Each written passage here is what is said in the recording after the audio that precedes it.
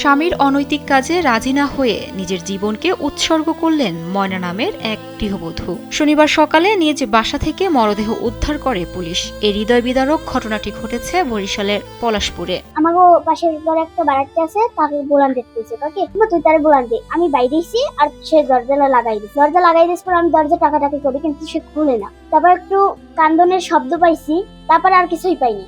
নিহতের ছোট বোন সাথী অভিযোগ করেন, শুক্রবার সন্ধ্যায় মোবাইল ফোনে বোনের সঙ্গে তার শেষ কথা হয়েছিল। তখন ময়না জানান, তার স্বামী রুবেল তাকে দুই ব্যক্তির সঙ্গে কুয়াকাটায় যেতে চাপ দিচ্ছিলেন, তবে তিনি ওই প্রস্তাবে রাজি হননি। সাথীর দাবি, শুক্রবার রাতেই দুই ব্যক্তি তাদের বাসায় এসেছিলেন। এ ঘটনাকে কেন্দ্র করে ময়নাকে শারীরিক ও মানসিকভাবে নির্যাতন করা হয়। পরে শনিবার ভোরে তিনি জানতে পারেন, বোনের মরদেহ বরিশাল শেরেবাংলা মেডিকেল কলেজ হাসপাতালের মর্গে রয়েছে। বরিশাল মেট্রোপলিটনের সহকারী পুলিশ কমিশনার পবিত্র কুমার হালদার জানান, এটি আত্মহত্যার ঘটনা বলে প্রাথমিক তদন্তে নিশ্চিত হওয়া গেছে। তবে অনৈতিক কাজে রাজি না হয়ে ওই গৃহবধূ আত্মহত্যা করেছে বলে জানতে পেরেছি।